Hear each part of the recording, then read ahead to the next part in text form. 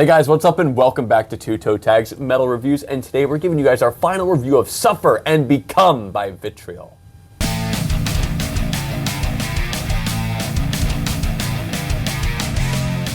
So now that we've listened to this album non-stop for an entire week, Vile, what are your thoughts on this album? So, when we first listened to this album, let me just say this. When I first listened to it, I thought it was just kind of mind-blowing. I was like, holy crap, this is insane. The musicianship here, the technicality here is like... The density. The intensity and the density. Yeah. Both of them. It's just off the charts. And so that's one of the reasons why we chose to review it. And we reacted to their last track on the album, He Will Fight Savagely, and loved the video. One of the coolest videos we've seen in a long time. Awesome. And the song is also great. Super intense, just a lot of intensity. That's a word that it's like kept coming to me when I listened to this. Mm-hmm. And I think every one of the songs on this album, if you listen to it on its own, is gonna hit the right spots. My problem starts to come with all these songs together.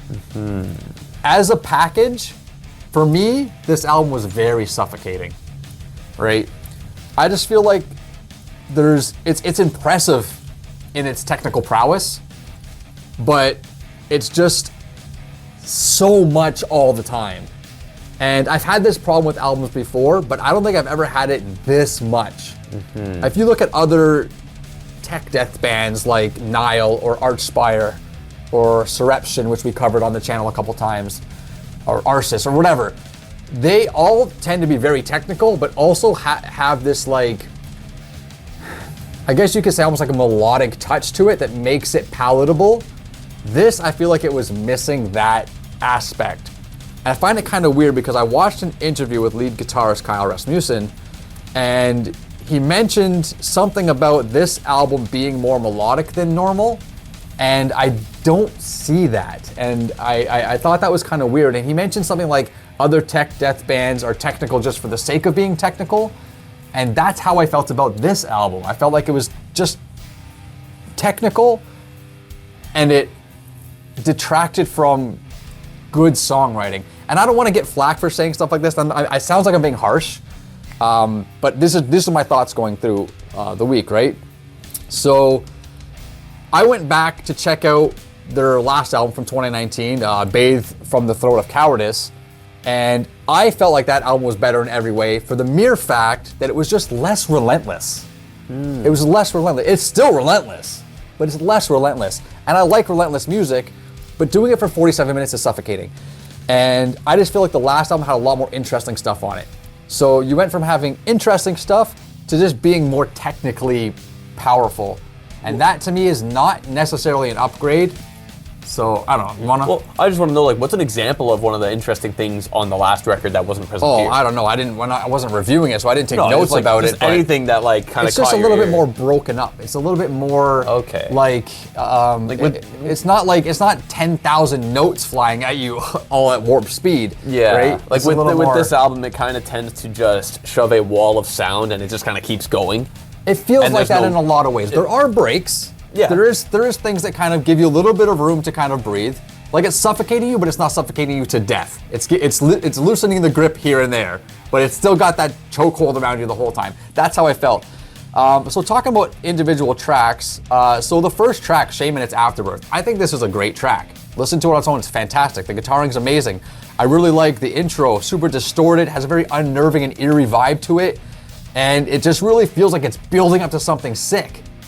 Then the drums kick in, and the drums are amazing. They're fast, they're brutal, really technically proficient, but the drums are here and the riffing's over here, and they're not really gelling. It to me, it sounds almost like two different songs playing at the same time. Mm-hmm. Now, eventually, they start to gel and they start to mold, and you start to hear a cohesive song coming out of it.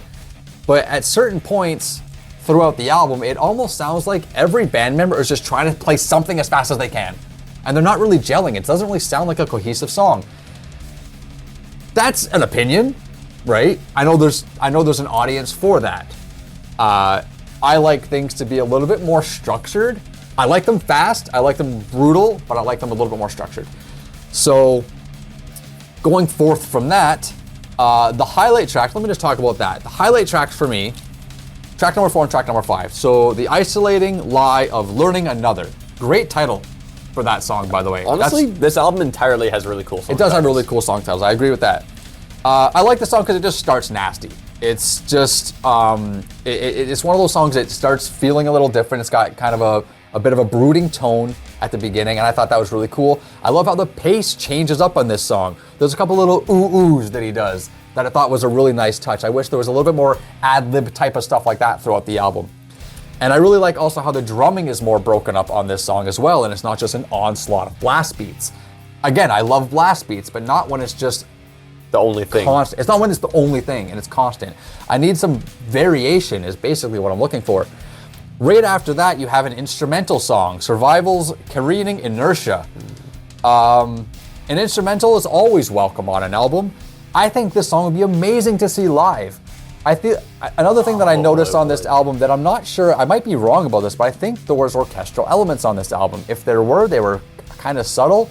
But whatever, I feel like this song had a bit of orchestra on it, and seeing this song live with an orchestra would be amazing. I think it'd be great. It's a great instrumental. The rest of the songs kind of come and go. Weaponized Loss, I guess, is another song. So 4, 5, and 6 is pretty much the highlight chunk for me.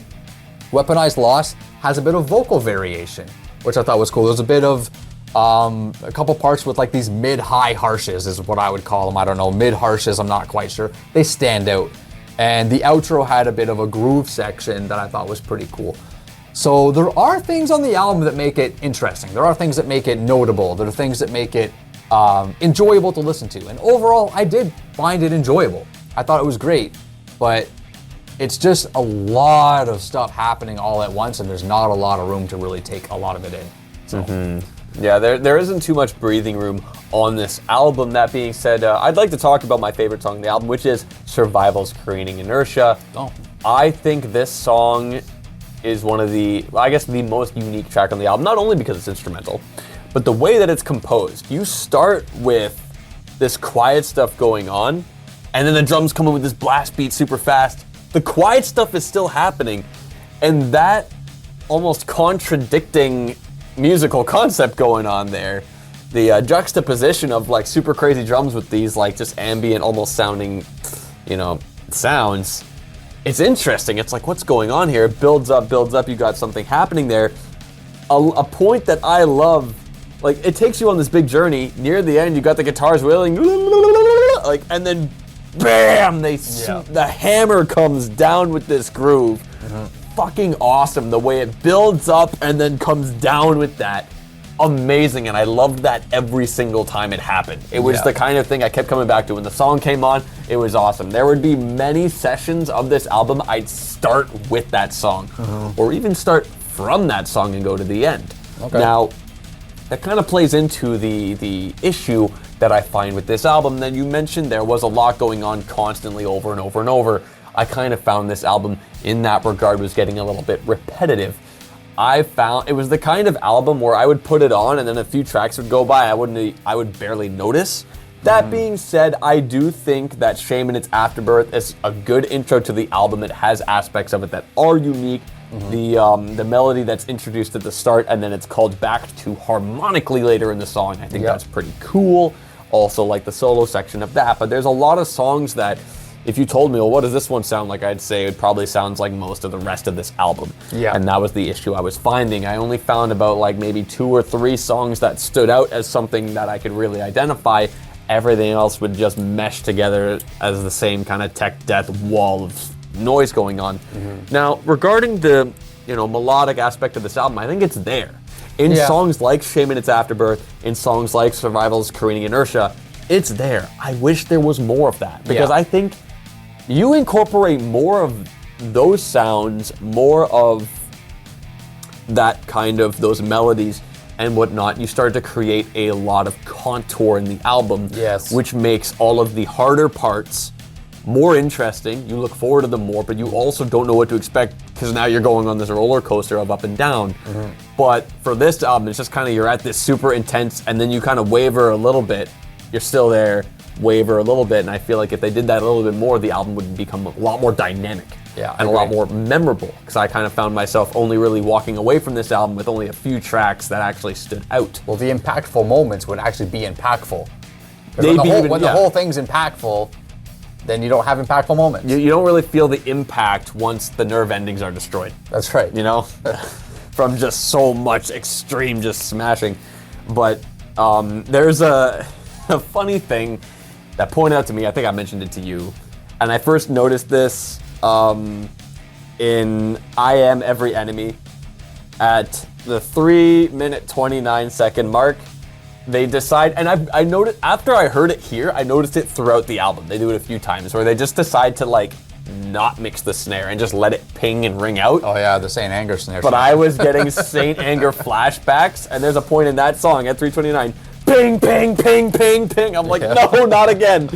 It happens in Flood of Predation too. It happens there. It happens in He Will Fight Savagely. So this was a creative decision. Yeah. That, okay, at some points we're gonna like just kind of let the snare ring. Yeah. I feel like the best time, personally, the best time to do that is when you're in the middle of like a deathcore breakdown and it's slow and then you just let it ring. Open air snare shot. But if you're going to keep hitting it over and over in quick succession as such, ping, ping, ping, ping, it starts to get grating on your ears. Blasting it. And then it starts cutting through the mix and you're like, it's like, as once I noticed it, I couldn't unnotice it.